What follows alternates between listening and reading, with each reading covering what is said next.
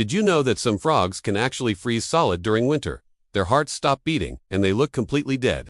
It's like something out of a science fiction movie, but it's happening in nature right now. These incredible amphibians, like the wood frog, have a special kind of natural antifreeze in their blood. When winter's chill sets in, they don't dig deep to escape the cold. Instead, they let themselves freeze, turning into what looks like a little frog-shaped ice cube. But when spring arrives and the sun warms them up, they thaw out, their hearts start beating again, and they just hop away, like nothing ever happened. Nature literally hits the pause button on life, and these frogs just press play again. Isn't that absolutely amazing? If you found that as cool as I did, hit that like button, subscribe for more incredible nature facts, and share this with a friend who needs their mind blown today. Thanks for watching.